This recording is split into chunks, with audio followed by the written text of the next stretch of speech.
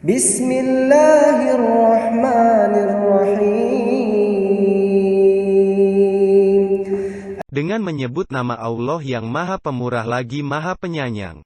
Surah Al-Fatihah dimulai dengan basmalah. Ada beberapa pendapat ulama berkenaan dengan basmalah yang terdapat pada permulaan surah Al-Fatihah. Di antara pendapat-pendapat itu, yang termasyhur ialah, 1.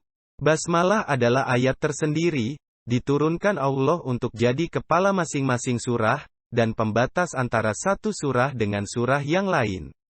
Jadi dia bukanlah satu ayat dari Al-Fatihah atau dari surah yang lain, yang dimulai dengan basmalah itu. Ini pendapat Imam Malik beserta ahli qiraah dan fuqaha, ahli fikih Madinah, Basrah dan Syam, dan juga pendapat Imam Abu Hanifah dan pengikut-pengikutnya. Sebab itu menurut Imam Abu Hanifah, basmalah itu tidak dikeraskan membacanya dalam salat, bahkan Imam Malik tidak membaca basmalah sama sekali. Hadis Nabi Shallallahu Alaihi Wasallam, dari Anas bin Malik, dia berkata, saya salat di belakang Nabi Shallallahu Alaihi Wasallam, Abu Bakar, Umar dan Utsman. Mereka memulai dengan Alhamdulillahi Rabbil Alamin, tidak menyebut Bismillahirrahmanirrahim di awal bacaan, dan tidak pula di akhirnya, riwayat Al-Bukhari dan Muslim. 2. Basmalah adalah salah satu ayat dari Al-Fatihah, dan pada surah An-Naml ayat 30, yang dimulai dengan basmalah. Ini adalah pendapat Imam Syafi'i beserta ahli qiraah Mekkah dan Kufah. Sebab itu menurut mereka basmalah itu dibaca dengan suara keras dalam salat, jahar. Dalil-dalil yang menunjukkan hal itu antara lain hadis Nabi Shallallahu Alaihi Wasallam, dari Ibnu Abbas, ia berkata, Rasulullah Shallallahu Alaihi Wasallam mengeraskan bacaan Bismillahirrahmanirrahim. Riwayat Al-Hakim dalam Al-Mustadrak dan menurutnya, hadis ini sahih. Dari Ummu Salamah, katanya, Rasulullah Shallallahu Alaihi Wasallam berhenti berkali-kali dalam bacaannya Bismillahirrahmanirrahim, Alhamdulillahi Rabbil Alamin, Ar-Rahmanir-Rahim, Maliki Yaumiddin. Riwayat Ahmad, Abu Daud, Ibnu Huzaimah dan Al-Hakim. Menurut Ad-Daruqutni, sanad hadis ini sahih. Abu Hurairah juga salat dan mengeraskan bacaan basmalah. Setelah selesai salat, dia berkata, saya ini adalah orang yang salatnya paling mirip dengan Rasulullah. Muawiyah juga pernah salat di Madinah tanpa mengeraskan suara basmalah.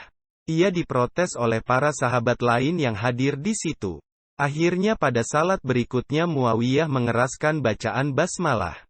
Kalau kita perhatikan bahwa sahabat-sahabat Rasulullah Shallallahu Alaihi Wasallam telah sependapat menuliskan basmalah pada permulaan surah dari surah Al-Quran, kecuali surah At-Taubah, karena memang dari semula turunnya tidak dimulai dengan basmalah, dan bahwa Rasulullah Shallallahu Alaihi Wasallam melarang menuliskan sesuatu yang bukan Al-Quran agar tidak bercampur aduk dengan Al-Quran, sehingga mereka tidak menuliskan amin pada akhir surah Al-Fatihah, maka basmalah itu adalah salah satu ayat dari Al-Quran.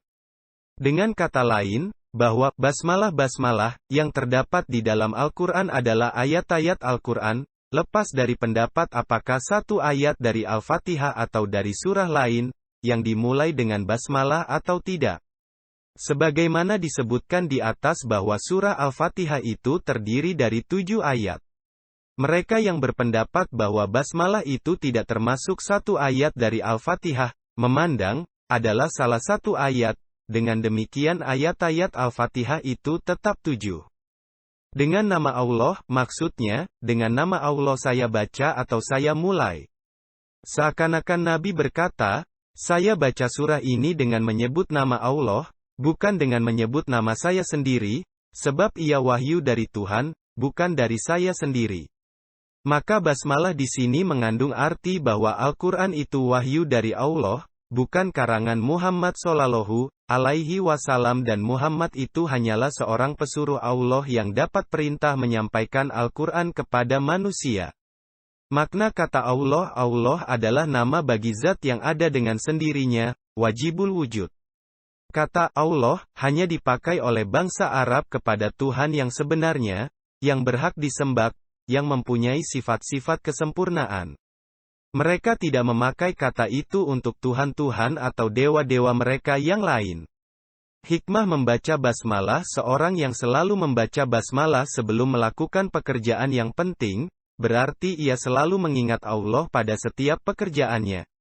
Dengan demikian ia akan melakukan pekerjaan tersebut dengan selalu memperhatikan norma-norma Allah dan tidak merugikan orang lain. Dampaknya, pekerjaan yang dilakukannya akan berbuah sebagai amalan ukhrawi. Seorang muslim diperintahkan membaca basmalah pada waktu mengerjakan sesuatu yang baik. Yang demikian itu untuk mengingatkan bahwa sesuatu yang dikerjakan adalah karena perintah Allah, atau karena telah diizinkannya. Maka karena Allah dia mengerjakan pekerjaan itu dan kepadanya dia meminta pertolongan agar pekerjaan terlaksana dengan baik dan berhasil. Nabi Shallallahu Alaihi Wasallam bersabda, setiap pekerjaan penting yang tidak dimulai dengan menyebut basmalah adalah buntung, kurang berkahnya. Riwayat Abdul Qadir Ar-Rahawi. Orang Arab sebelum datang Islam mengerjakan sesuatu dengan menyebut Al-Lata dan Al-Uzza, nama-nama berhala mereka. Sebab itu, Allah mengajarkan kepada penganut-penganut agama Islam yang telah mengesahkannya, agar mereka mengerjakan sesuatu dengan menyebut nama Allah.